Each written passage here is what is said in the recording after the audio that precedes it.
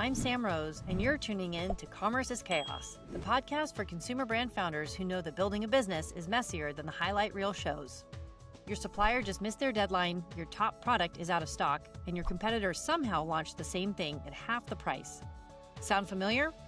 Every week, we dive into the real problems that keep founders up at night, from inventory disasters to supply chain nightmares, because surviving the chaos is what separates brands that fail from brands that scale.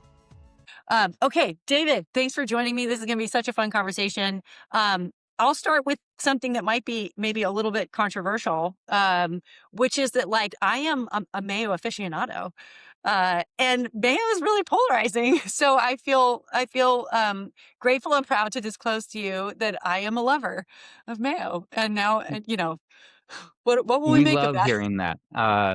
We love hearing that. We hear often from folks they either love or hate mayo. There's no in between. There's Okay. folks who are absolutely putting it on everything, and then there are folks that stay away from it. So yeah, totally, completely right. It is a very polarizing topic for sure.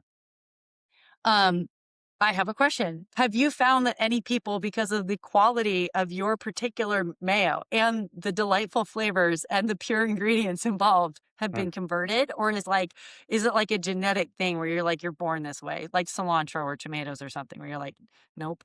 It feels like more a mental hang up more than it is flavor. Like mayo as a condiment is kind of the perfect vehicle for flavor because it's just full of fat and such a really great delivery system. And so we do find that people who say they don't like pickles or they don't like mustard or they don't like mayo find themselves using and liking Ayo. Even our lead investor and someone who's on our board is like, I'm not a mayo person the second we met them, and And you is still take the one of our check. biggest fans now. So we can convert folks, but it can be a little bit off-putting at first if you think too much about what goes into making a mayo. Oh, well, I mean, I feel like what goes into making a mayo is I don't know, so delightful, right? Avocado You would think oil, so. Yeah, right? I mean, I love Yeah. mayo, so there's Yes. nothing about it that really is off-putting for me, for sure. Were you a mayo maker, like a home mayo maker, before you were a professional mayo maker? You know, an aioli here or there, for sure. Okay. As we We just all like to dabble. we all like to dabble. I think that I'm working on my PhD in emulsions now that we're full in on mayo manufacturing and supply chain. So I don't think, as you're whisking it up in your kitchen, you really appreciate what's chemically going on there in terms of what brings everything together. But absolutely, yeah, I feel a flavored aioli here or there was fun to make, but not on the weekly. Not probably like Molly. Molly's making mayo all the time. Right. Molly, yeah, Molly is mayo, basically. Hi, Molly. Exactly. We're going to try to do you proud here. Yeah, totally. Okay, so as an aioli dabbler, let's call you, Sure. what possesseth you to go all in on Ayo? Yeah, I mean, that really is we're lucky that Molly kind of stumbled across what makes AO really special, which is this obsession with sandwiches it really started with sandwiches a lot more than it started with mayo or aioli. And Molly was in her kitchen trying to whip up what makes the best sandwich, how do we make great sandwiches, why do I like sandwich shop sandwiches more than so much the sandwiches we make at home. And it was this big aha moment where Molly realized well, it's that the acid, the texture, the heat, it's all of these sauces are what really kind of lock a great sandwich together. And the realization that we all love sandwiches, but probably make pretty boring ones at home. They're very utilitarian. You just grab a plain mayo, grab a plain maybe yellow mustard, and throw together a quick sandwich, and job done. We all know how to make one. But the gap was, how do you make a really great one? And so the idea of AO was born based on how do we make great sandwiches at home. And give us what's your favorite sandwich recipe? Sorry, this is a left field question. Surprise.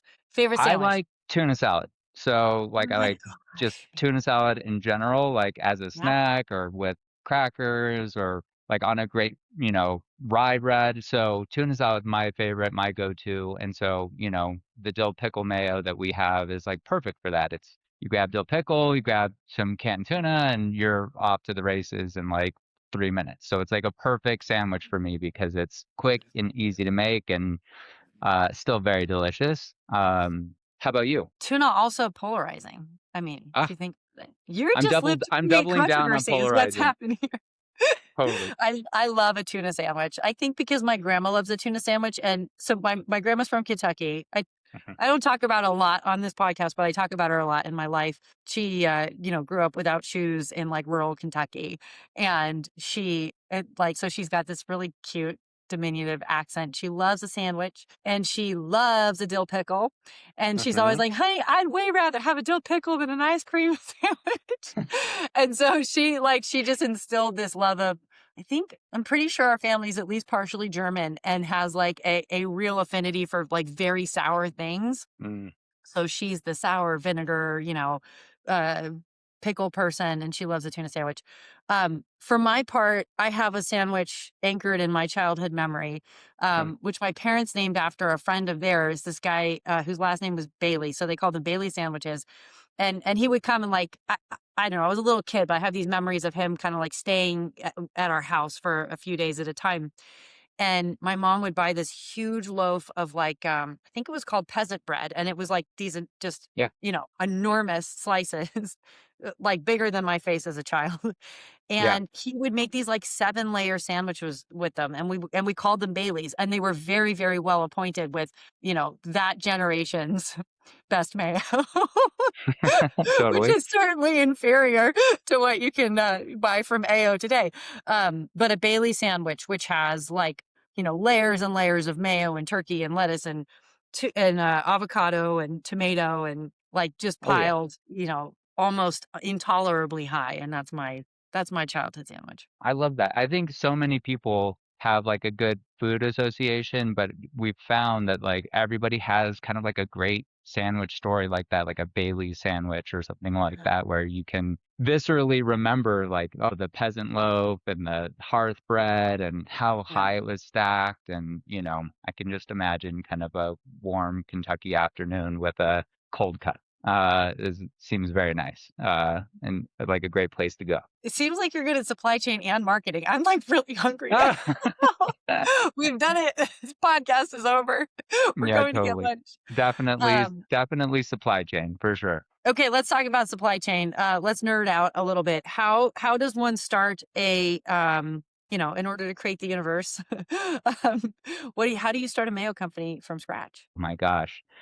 If I had only known, Molly too. I think, these started in Molly's kitchen. I think that's like what's really special about AO is I feel like there's a lot of really incredible creator-led or celebrity-led brands that are in market today, but like knowing that this started in Molly's kitchen with like a couple of bowls and a whisk and her favorite ingredients is like I think what really makes it special. And it really just started with this like obsession Molly had with Chicago style Giardinayo and like mixing that with mayo. So much so that Molly would be out to eat and be like, do you have giardiniera? Do you have a little bit of mayo? And was like kind of mixing this on the fly and was surprised that nobody was actually doing this themselves. Yeah. And so we started with those recipes, those like grab a base mayo, fold in all of the parts, pickles and peppers and herbs, a little bit of vinegar and kind of build the sauce up from there. And we took that concept, those base like kitchen recipes and went to a formulator to like, commercialize them in a sense, make sure that the pH is low acid and, we can hit the shelf life and have a supply chain to match these things. And so that was like a 6-month process of Molly doing multiple cuttings, multiple tastings, trying to like really hone in on the flavor profile she wanted. And then you got to go scale up to manufacturing. And, I've scaled up probably more than 30 brands on the supply chain side of things in my career. Everyone is a new adventure. And so no surprises here. There was multiple trials, production days to really dial everything in. But we're lucky we found good supply chain partners, through packaging, through manufacturing, and we're able to go through that. But there was definitely highs and lows that come with like, ooh, this tastes so great. Oh, we can't really make a 2,000-pound batch of it. What was the like? I'm curious. What was the thing that you thought would be easy that then was really hard, and then like vice versa? What did you think was going to be really hard, and you're like, oh, no problem. I've worked on lots of condiment concepts in the past, so I was like kind of maybe didn't really appreciate the witchcraft that is emulsion. Emulsions and mayos are a true craft in themselves and really require a lot of knowledge and expertise. And we've been able to partner with great folks who have guided us along the way. But that was one just like real eye-opening kind of lesson for us in that scale up, which was like, oh gosh, it takes real physics and real science to like, bond water and oil and, get it to build to the right body. And I underestimated the complexity of mayo, but have a great appreciation for it today. And I mean, there's a lot of cheat codes, let's say, like chemical cheat codes to emulsification. Sure. Uh, but you're trying to do it in like a really natural way. So I've got to assume that you made the bar even harder for yourselves because you could have Totally. changed And we're flavor it. first, right? We didn't like start with like what makes the like most bulletproof mayo. We started with like what makes the best sandwich. And so being kind of very flavor and product oriented, we definitely set a very high bar for ourselves.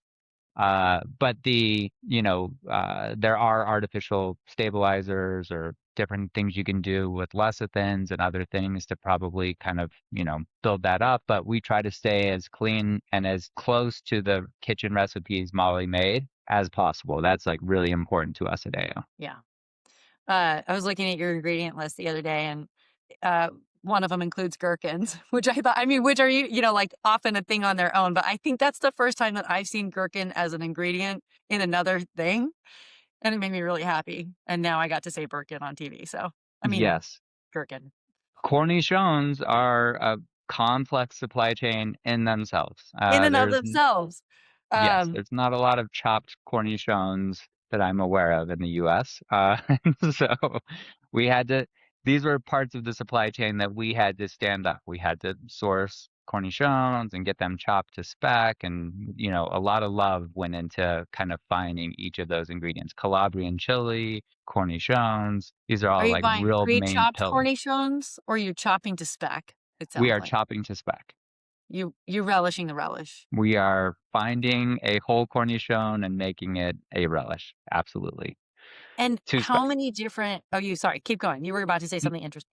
No, just two spec. So, I think that that's just, what I think some of the unique parts of what makes us, more than just a flavored mayo are those textures, are those things that we really kind of, Molly obsesses over in a Molly kind of way. And so we really hone in on not just a cornichon, but the one that Molly likes and the one that we want to chop up. So they're all been hand selected by her, which I think is really special. I mean, cornichon hand selected by Molly. That sounds like about the most special thing on the planet. So Totally. We great. should just we should probably just bottle that. Or you should probably buy the supplier at this point. It's going to be like you could corner the cornichon market. Totally. Okay, so you go through lots of work to set up, like an ideal supply chain, and then you go and change the brief on yourselves because you switched at some point to 100% avocado oil. And did you have to start? How much was that starting from scratch versus sort of like, diverging? But how much reformulation does a change like that in one of the arguably like three key ingredients in Oh, yeah. emulsification? It's substantial. I think a change like that is really big and not one that I think we take very lightly, but, going back to where we started, having to first make a mayo in the first place, we had to kind of like pick some oils that we liked and kind of, fit the flavor profile Molly had in her mind's eye for Ayo. and we landed on, a few that we really liked. We went with high oleic sunflower oil from the start, which had a really reliable, local, great supply chain. And I think something that's important for us at Ayo is we're not big on like villainizing food in general. Like we love all kinds of food. It nourishes our bodies. It creates these great experiences. So we really let that guide the initial launch of the brand. But Molly is continually trying to tweak and understand what makes the product the best it could be, and kept experimenting beyond just when we commercialized and launched at the end of 2024, and kept coming back to avocado oil as an option. And we were getting consumer requests for it too. So it just seemed like, hey, this seems like it's making the best product that Molly really likes. We're seeing some pent-up demand for this ingredient profile.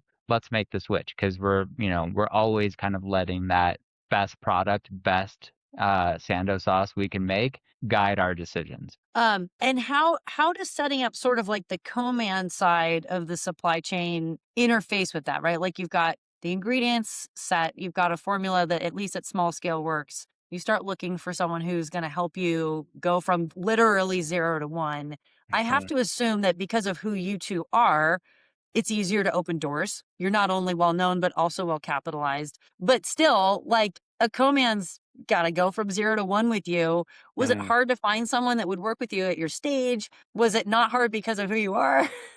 Can Oh, we it's be more like always hard. you? And I think co-manufacturers, big and small, they have a tough job of trying to like really understand their job is to sell capacity, right? Like they are there to fill line time and maximize that as much as possible. And so I think a lot goes into making those decisions for a co-man, beyond just like, can we make it? It's, do we have the capacity to grow with this company?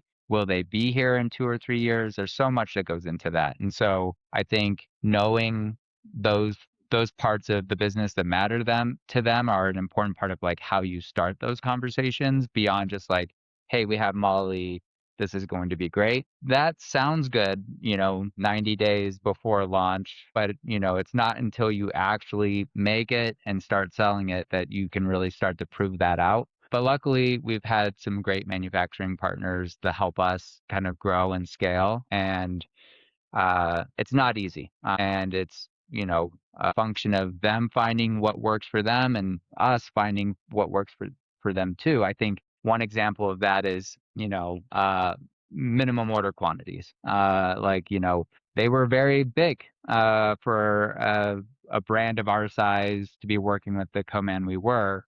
And I remember pretty much wiping out the balance sheet pre-launch. Just like, okay, well, we have to this is our co-man. These are their MOQs. We're gonna have to just roll the dice. So I like literally wiped the balance sheet out, put up the inventory, and then we sold it out in 2 weeks. Then we could start to say, okay, great. This is making sense for us as a business. But it's picking a co-man is not easy work. And I think sometimes their job is underappreciated and what they need too from a partner is somewhat lost. A good mentor of mine shared with me early days that you got to really think about what matters to them, not just like what they can do for you. And That's how we approach all of our supply chain partners is really shared faith. I love that, and I agree. It's just it's not necessarily that it's underappreciated. It's almost just like overlooked. Sometimes out of Mm. malice, and but sometimes just like understanding the complexity that's really happening under the hood makes you such a more empathetic customer of what is, a really long and arduous process for these co-mans to like get their job done. I mean, they're managing their suppliers, they're managing employees on the floor, Hmm. they got to pay rent. Yes, And I think if totally. you can kind of key into just truly like an empathetic appreciation of that sort of thing and enjoy the journey of Mm. understanding how they get their jobs done, then you'll be a way better partner to, to each other. Yeah, I think it was really telling for Molly when we could, because she came along for that entire process, every trial. I mean, getting up at 5 in the morning for the first shift and being there on the floor. And I remember her saying, like, I don't even really understand how groceries are as affordable as they are. Look at all Yeah. the people around Right. here touching and moving the product and making it and shifting it around, and I think it provides a really good lens to kind of, like, perceive food prices and understand kind of the world that is CPG, and um, building on that a little bit too, I feel like what's hard about running a CPG company is you're kind of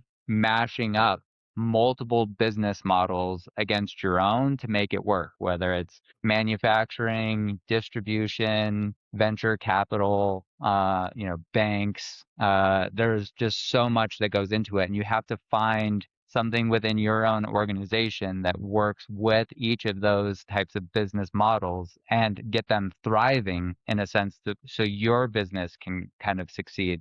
And that to me always kind of baffles me in terms of like, I don't know how we make it work for retailers, for distributors, for venture capital. But we try to have an eye towards all those important stakeholders and what their needs are for sure. Yeah. Yeah. And then you got to figure out, like what's going to make the customer get up out of their seat and do something too. It's like a whole Yeah. other ball of wax.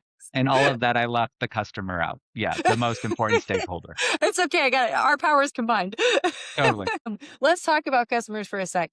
One of the things, and I have a little customer anecdote about Ayo. Actually, I love the brand voice for all of the reasons that I'm sure customers are just responding, so enthusiastically to it and viscerally to it too. I think. And so my story is I was at Winter Fancy, which is for people who don't know, big CPG trade show. I'm pretty sure it was like early 2025. It might have been Hmm. right around It the was. launch because it was like this tiny little booth in the back. Hmm. And I just stopped in my tracks. I mean, it was my job to sort of look at, I'm selling software. I'm like, I do need supply chain help. Um, and then also looking for opportunities to invest because I want to help brands that need help.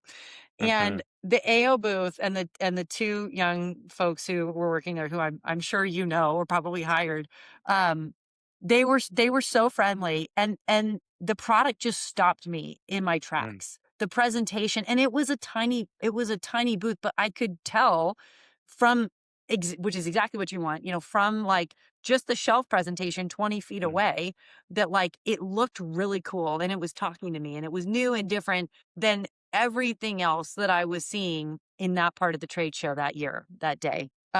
So as a compliment to what mm, a fantastic job has been done in the packaging and shelf presentation, I'm obviously fangirling over it. But clearly you've found a way to tap into something that even the most, oversaturated customer at a trade show, like, mm. where everyone's vying for attention, maybe even more than in a grocery store, is, competing for. And tell me a little bit about the journey to find that brand voice and identity, how that has resolved, maybe parts of it that you experimented with that are like, you decided didn't work and tossed out. Anything fun and interesting that you can kind of like peel back the curtain on for packaging and the branding journey. Cards on the table. Your tech stack is held together with duct tape and prayers. If you're a brand founder or COO juggling Shopify, your 3PL portal, 3 different inventory trackers, and yes, that one crucial Google Sheet, you know exactly what I'm talking about. Orders get lost, inventory counts are fiction, and your seamless integrations break every other Tuesday. Endless Commerce changes the game. One platform for everything. DTC, wholesale, marketplaces, the works. AI-powered forecasting, real-time inventory visibility, and integrations that actually integrate. Teams like Great Jones, Food 52, and Pattern Brands already made the switch. Ready to ditch the chaos? Visit endlesscommerce.com, mention Commerce is Chaos when you reach out, and get 3 months free.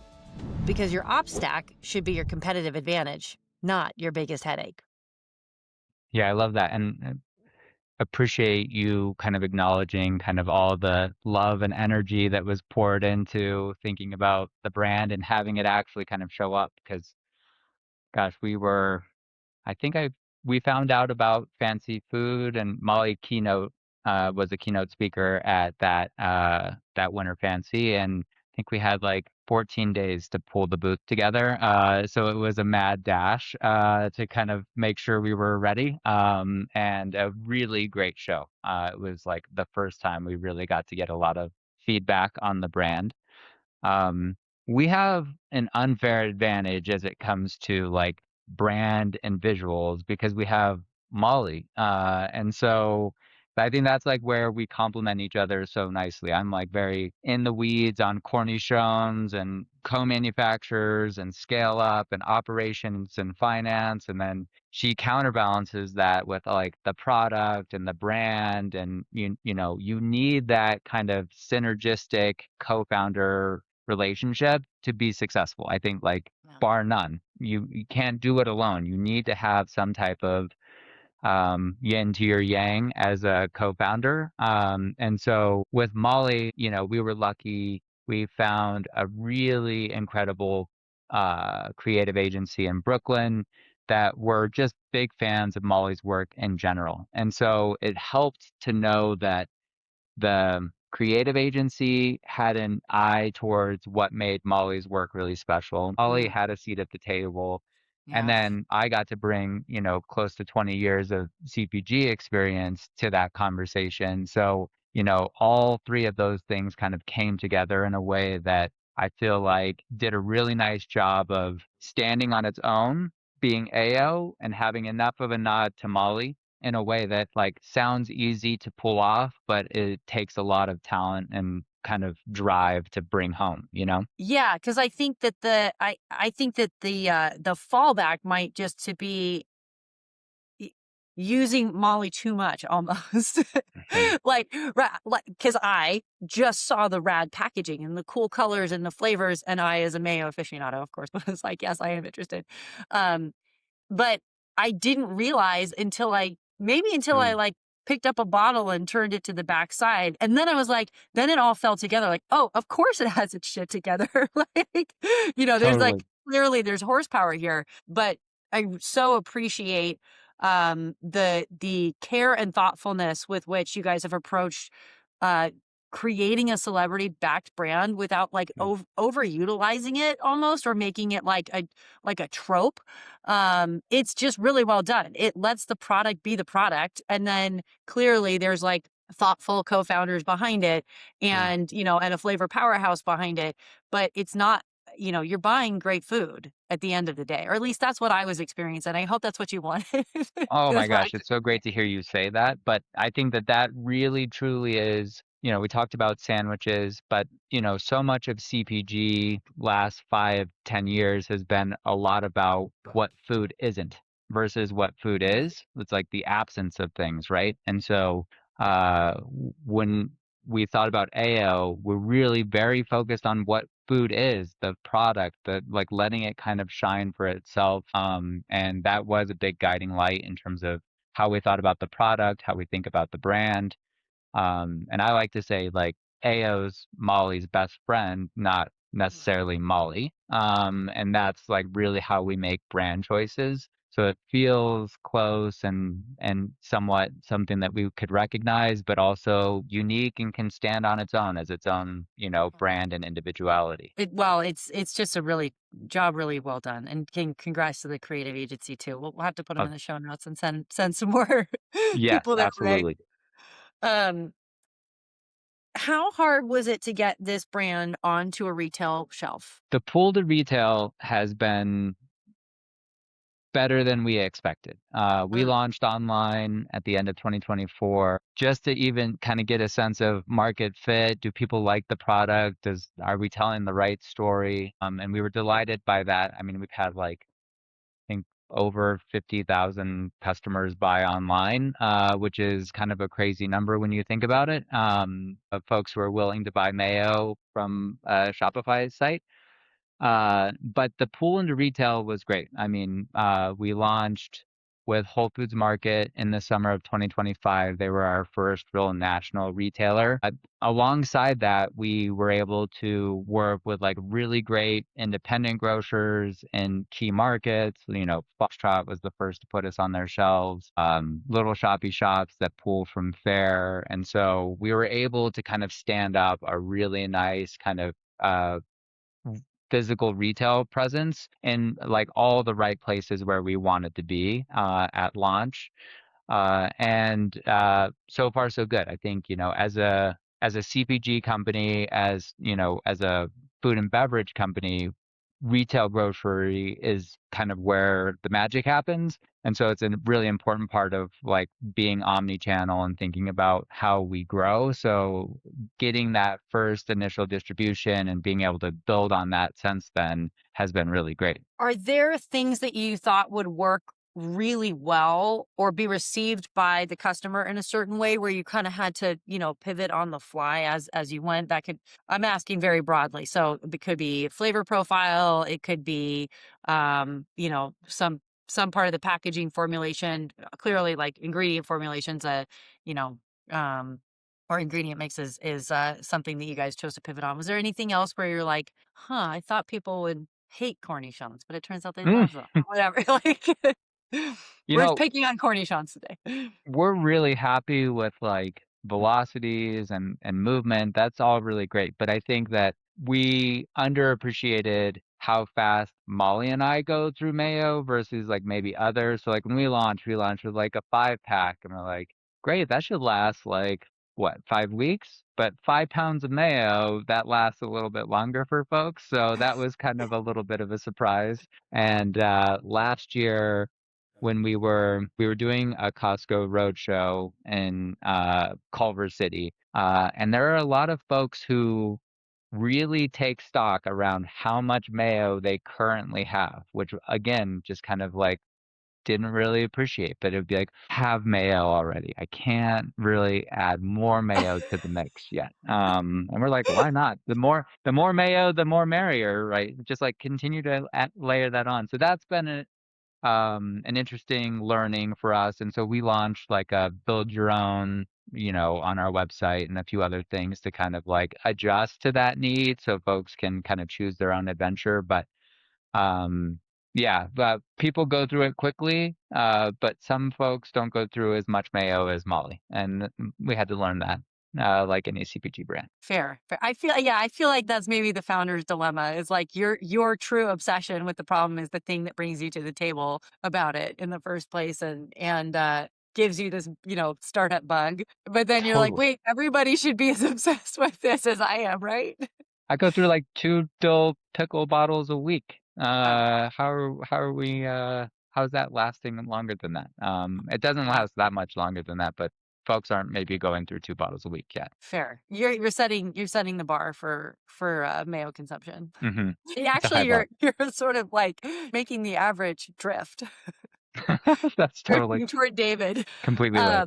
Are there new products that you can tease? Are you super mayo focused right now and there's nothing else we're going to talk about? Are there ways that you're thinking of bringing these particular flavor profiles to the customer in like slightly different formats? I know you teased some stuff maybe at the beginning. Yeah, I think, you know, we have permission to kind of solve kitchen problems with Molly at the table. And so that's, I think, as we think about new product innovation, we care a lot about the sandwich experience. That'll guide a lot of kind of innovation that we have in the works right now, alongside just like, how do we get people making food in their kitchens and feeling like they have the tools to do that successfully? That's a big kind of motivator for Molly. So I think that's really, I think many brands approach this problem the wrong way, which is like, what category can we disrupt next? And like, that's not a real customer problem. We like to start with the customer problem first. And for Molly, that's getting people more comfortable in the kitchen. So there's a lot of places that I think AO can go. But we're really focused on becoming kind of a household name in condiments, and we like our little nook that we've carved out for ourselves in mayo today. You've already taken the M out of mayo, but now you might take the aioli out of mayo or something. I don't know.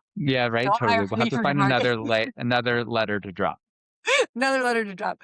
Um, okay, flash question. What's the most popular AO flavor? Is it like I have a favorite, but is Mhm. there one that like is winning the hearts and minds of America and beyond? It's a pretty even split. I think, we definitely see dill pickle being a front runner. It seems to be kind of the most popular across different use cases.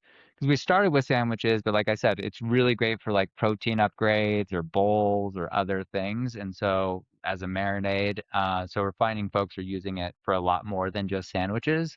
But dill pickle, hot Giardinayo is another really popular one. But we find that it's pretty evenly split. And anecdotally, like we hear from folks that are like, oh, I really like dill pickle, but my partner really likes the hot. And so like folks are being able to kind of have a couple of these in their fridge and be able to kind of choose the flavor for the moment, which was like a key factor for like why we didn't just like launch just one flavor. We wanted folks to be able to kind of make different sandwiches and have different flavor experiences. And that's why we went out with the 4 flavors in the first place. And how does original stack up on that? Or like, do people still go with the other blue bottle for original, or do you find that like something about your particular emulsification and like flavor profile, absent the special fun ingredients, is like also a winning formula? Original holds its own, and we've actually done really well in like some consumer taste studies and got some awards on original as well, and so that's been a really nice surprise to us. And so I think folks do like the original mayo that we make. It has a nice like creamy texture and a little punch of acid there that is a nice surprise. But definitely find that like the flavored profiles are the most popular out of all of them. But original definitely has its place and is not going anywhere. It's definitely doing really well. It's the only one I haven't tried. So Oh, an well, we'll have to embarrassing send you. fact for me to reveal to you. I will go to the store and I will try it.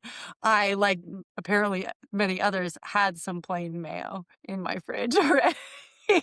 But I what I did not have was dill pickle mayo, and I really needed it. We're kind of okay with that. We feel like, our job in the category is incrementality. We're not there to like take share away from other classic mayos that folks probably like. And so I think that's why the pool to retail has been so successful because still going to sell lots of classic plain mayo that people have been buying for decades. And, throw AO into the mix. And that's like true category growth and something that we're proud to be kind of leading the charge on. In the so you have you we haven't talked much about your background, but it's incredible. Mm. Uh, and it on the sliding scale of things that you've done, from like that was easy to oh dear Lord, where is this? Is this hard? Is it easy and fun? Is it like just mostly about the joy of the learning curve because now you have a Mm. PhD in aiolis? Hmm. A PhD in aioli. Um, Oh dear Lord. Yeah. Absolutely. And that's what I wanted. I mean, I feel very grateful for the CPG career I've had, been on the retail side with Whole Foods and brand side and working in a growth equity firm. And being able to kind of experience CPG from so many different angles and points of view. I really wanted this experience I'm gaining today. And it's, oh dear Lord, every day. But it feels so rewarding and we're building our team and we're still young and very scrappy, but it's very rewarding to see kind of how we support that ecosystem as we're supporting young families and people on our team who are growing and developing their careers. And so very rewarding in that sense. I don't know how much professional training you've had in mayo making at this point. But what I do know is that you went to design school. Uh, how did you become like a supply chain like maven? Oh my Asking for a gosh. friend. Yeah, totally. I started working for Whole Foods just after the Wild Oats acquisition. I actually started at a Wild Oats while putting myself through art school. And so it was like many folks in that Whole Foods universe who just fell in love with the company and what they were doing. And like really, I think something that made Whole Foods really special and still today is they really support that entrepreneurial spirit. And it just took off for me there. And so uh, ended up not continuing to pursue that art school degree and eventually fell into a marketing track, and then ended up being director of grocery in one of the regions there. And so it's a wild adventure. And even through retail into growth equity, like I never thought I'd see myself there either. And so it's just none of us know that path we're on until we're on it, but it's created a really unique POV in terms of CPG. And that I'm really grateful for because I've seen a few different sides of it. Is there something, and we talked about a little earlier, the surprise of seeing how food supply chain comes together and just how shocking it is that we can eat the food that we eat at the level of affordability that it's at. I mean, it really is just the fact that a loaf of bread arrives like pre-sliced in a bag and like, lucky enough to live where we live in a lot of quantity Yes. is, and it's still like $3 is just incredible. What should everybody know about grocery that you don't think that most people know? The folks that there are people who do grueling work. And for many, it might be a second job to, show up for a second or third shift, work somewhere else in the morning, come to this plant where you're making your food and, work till 1, 2, 3 in the morning to like work a second job to make ends meet and make your product is the thing that I like to come back to most in terms of, and I think needs to be something that we have awareness of when we go to manufacturing sites. I think oftentimes those folks might be a bit overlooked that are just standing at a line, moving a box for Yeah. 8, 10, 12 hours a day. And their job is so important, and it's not the only job that they have typically. And so it's really important to have honor that and be gracious for their efforts and what they do to bring manufacturing together. It's not as desirable of a job as some other jobs may be, and it's often underappreciated. So we always try to approach that with a lot of love and grace for what they do, because I think it's not easy. Well, let me ask this question further to that. Is there something to be done about that? Like what can we do as a society?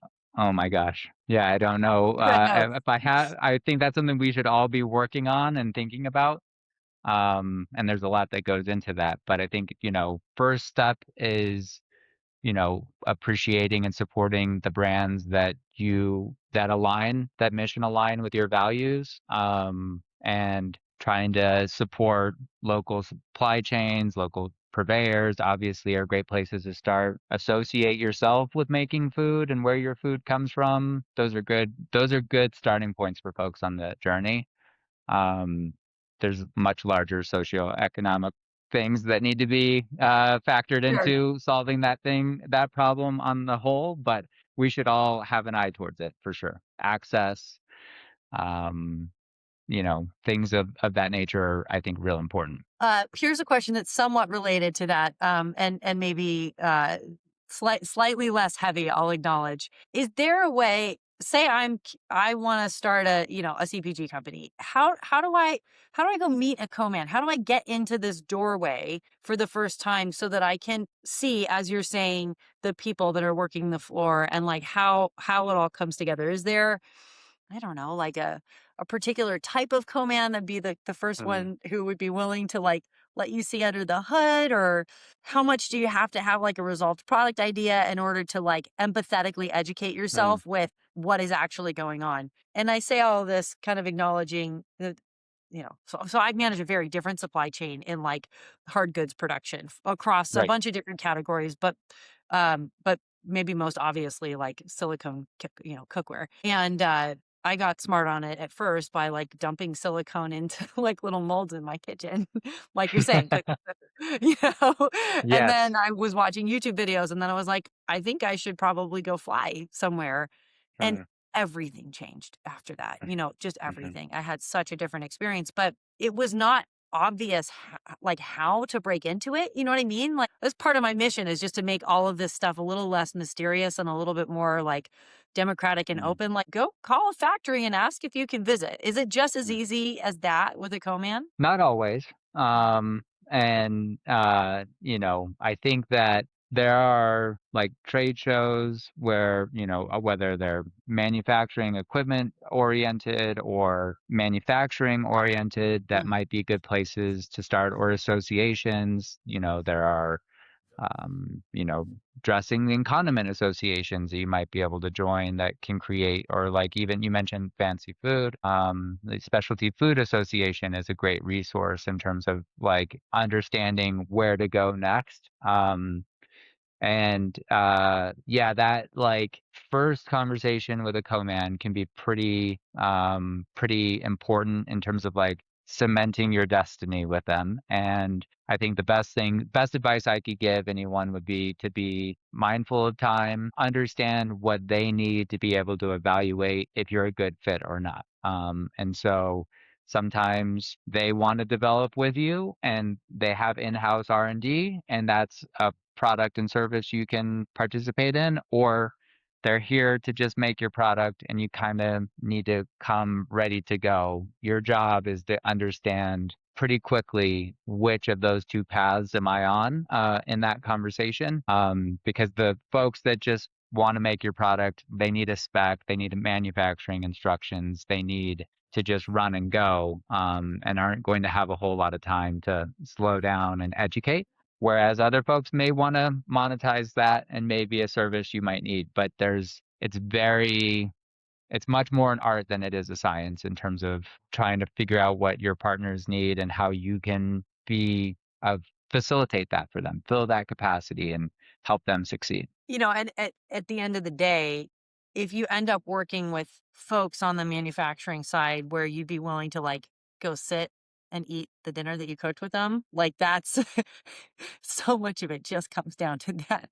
Like for, you know, Yes. for all of the technical capabilities and all of the scaling capabilities, like, do you want to spend a lot of time together? Because you're gonna, Oh you yeah, know. you're gonna spend some time and you're gonna be it's loud and usually like not the most uncomfortable and pretty remote areas, usually manufacturing too. So there's not a lot of dinner options always. So you know, So you will be that's eating the with them and maybe at their house. totally that's the beauty of it, I think, for sure.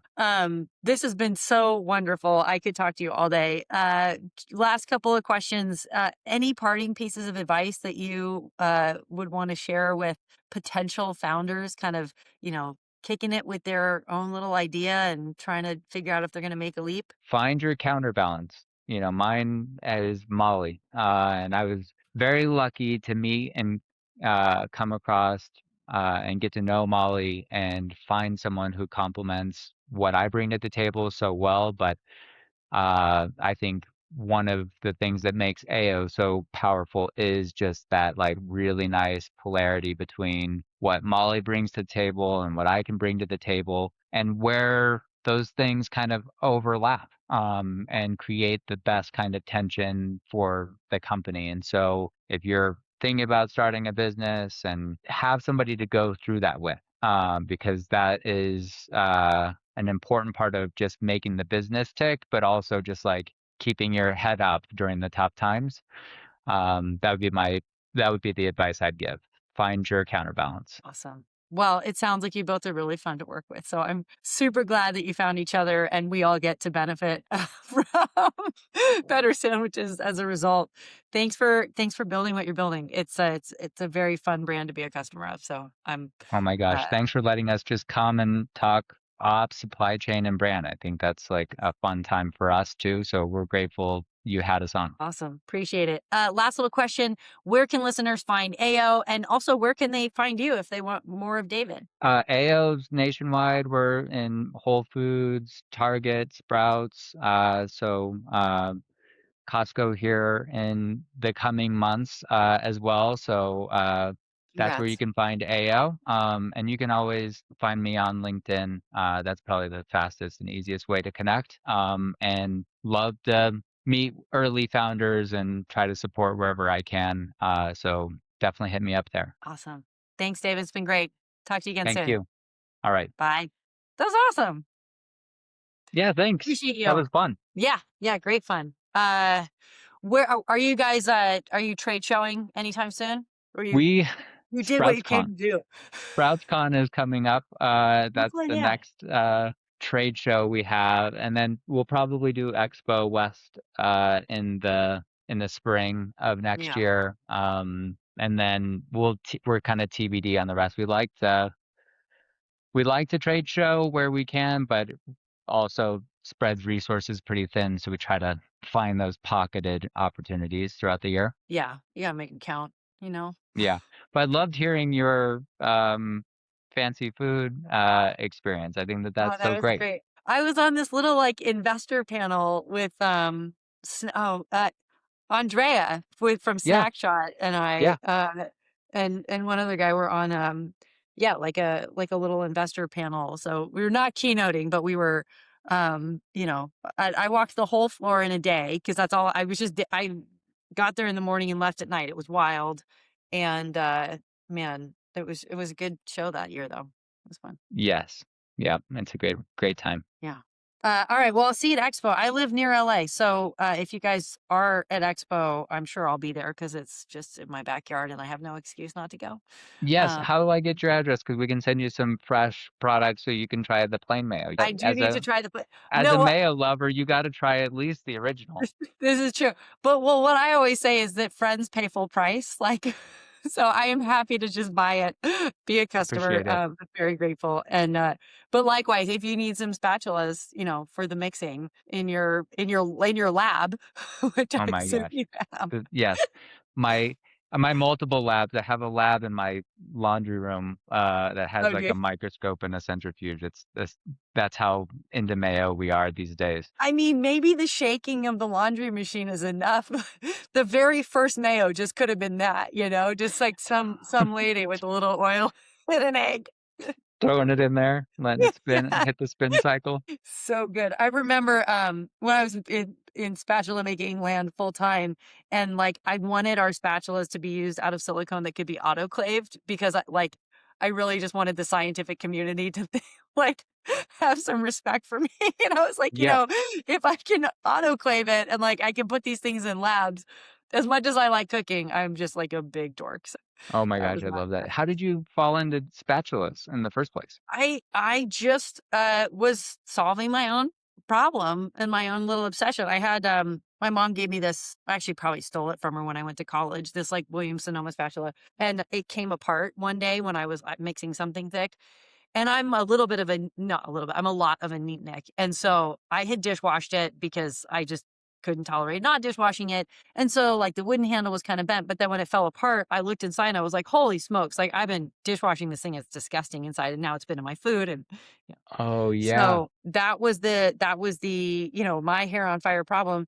And then I just started to experiment with silicone and I bought silicone off the internet and made a mold out of Sculpey and then, made a reverse mold and one thing led to another. You were It was fun. destined for it in a way. I was destined for it You in a don't way. start molding spatulas unless you were made for it. Fair. It's gonna go on You my know what I tubes. mean? Like um, that was supposed to happen. it was Otherwise, you wouldn't necessarily go there. Yeah. There was a point in my early career where I felt like a little lost lamb. I was an English major, but I had failed out of like pre-med and physics and a bunch of other things that, I just ended up really enjoying English actually. So it doesn't have to be a fail story. Right. But, like I graduate with this English major and I'm like, all I really want to do is branding and tech. And like but I have no qualifications now. Like, how do I get back in? And, 5 years later, I'm like, I have a brand of my own. And Hmm. 15 years later, I have a tech company. So I guess I got what I wanted. No, yeah, totally. That's like I'm not the art enough for it. school thing for me. Yeah, there you go. But you said you didn't graduate. Mm-mm.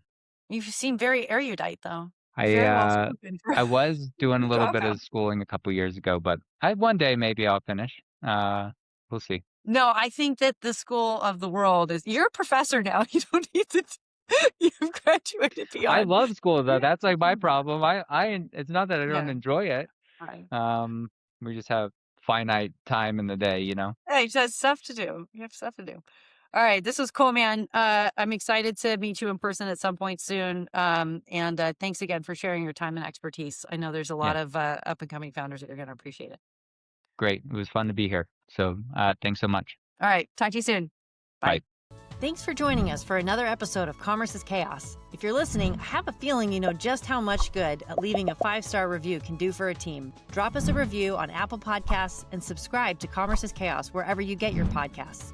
Don't forget to subscribe to our Substack, also called Commerce is Chaos, for more good stuff and actionable tools to build your business.